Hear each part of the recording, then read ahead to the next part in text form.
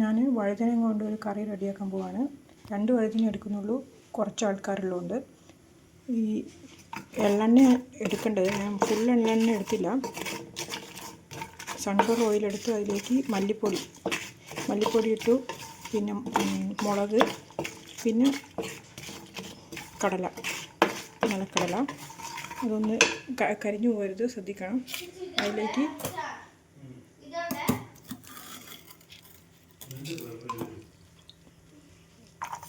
ചെറിയുള്ളി,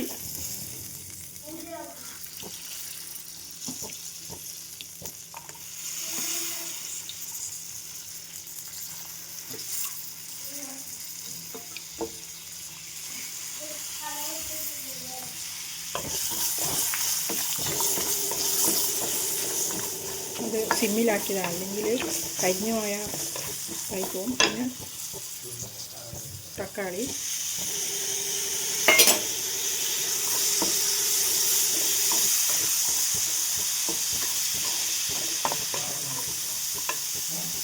പിന്നെ തേങ്ങ ഇടണം.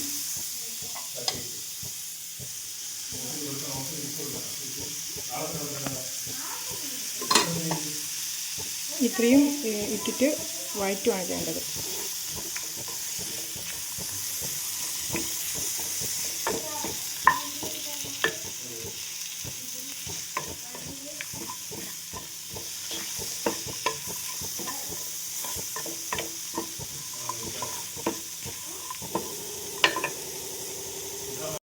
പിന്നെ നമ്മൾ വറുക്കുമ്പോൾ പുളി കൂടി ആഡ് ചെയ്യണം, വാളൻപുളി.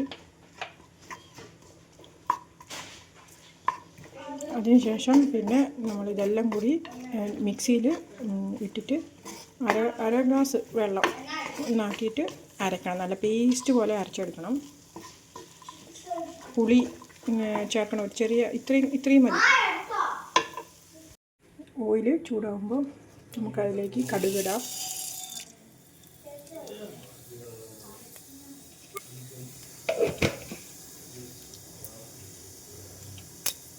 കടുക്, പിന്നെ ചെറിയ ജീരകം, പിന്നെ ഒരു തുള്ളി ഉലുവ,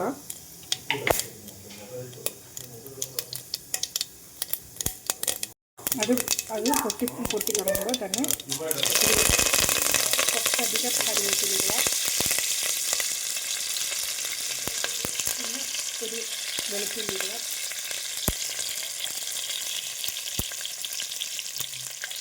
പിന്നെ ചെറിയുള്ളി,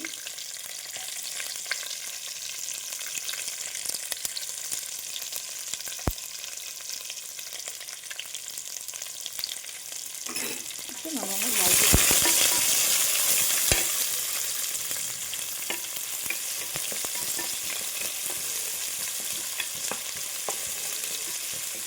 വഴറ്റുമ്പോൾ കുറച്ച് ഉപ്പ്, ഇപ്പം ആവശ്യത്തിന് കുറച്ചിടുക, പിന്നെ ടേസ്റ്റ് ആവശ്യാനുസരണം പിന്നെ ചേർത്താൽ മതി.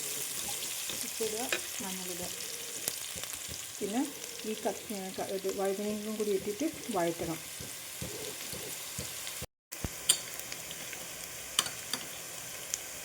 ഇപ്പം ഞാനൊരു ഏകദേശം ഒരു സ്പൂണിൻ്റെ അടുത്ത് ഉപ്പിട്ടിട്ടുണ്ട്. ഇത്രയും മഞ്ഞൾ ഇട്ടിട്ടുണ്ട്.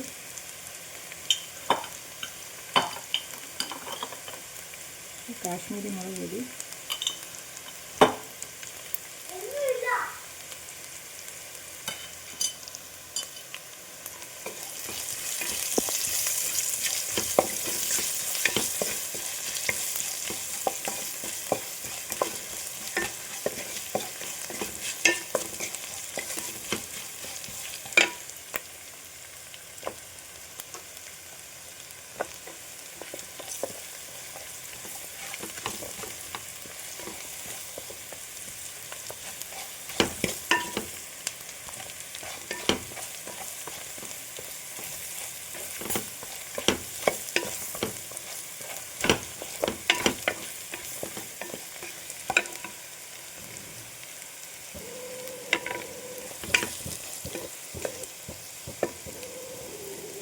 ഒന്ന് അടച്ചു വെച്ച് കൊടുക്കുന്നു.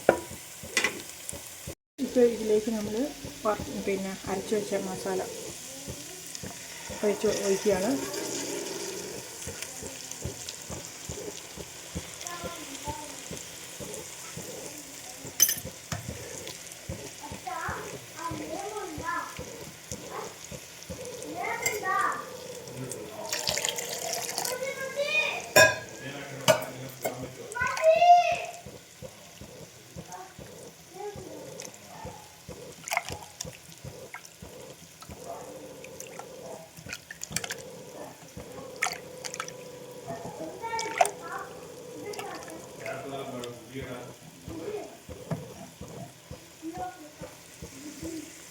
അരച്ച ഇതിലേക്ക് മിക്സിയുടെ ഇതിലേക്ക് വെള്ളം ഒഴിച്ച് അതും കൂടി ഒഴിക്കുകയാണ്.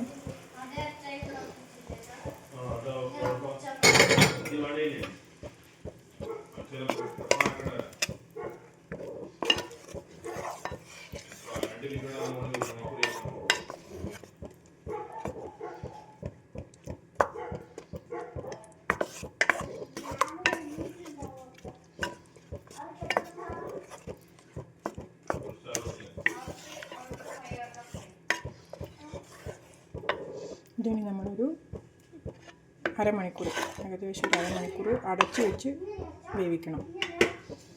അല്ലെങ്കിൽ എണ്ണ മേലേക്ക് പൊന്തി വരുന്നത്. ഞാൻ കറി ആക്കിക്കൊണ്ടിരിക്കുമ്പോൾ തന്നെ ഞാൻ അതിൻ്റെ ഉപ്പെല്ലാം നോക്കിയിരുന്നു.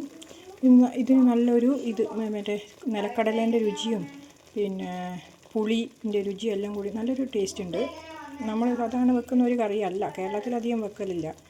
കർണാടകയിലെല്ലാം എപ്പോഴും സാധാരണ വെക്കുന്നതാണ്. ഈ കല്യാണത്തിനെല്ലാം നമുക്ക് മസാല ചപ്പാത്തിൻ്റെ കൂടെ ഈ വഴുതനങ്ങേൻ്റെ തരും. എല്ലാവരും ഒന്ന് ട്രൈ ചെയ്ത് നോക്കണം. Okay, by.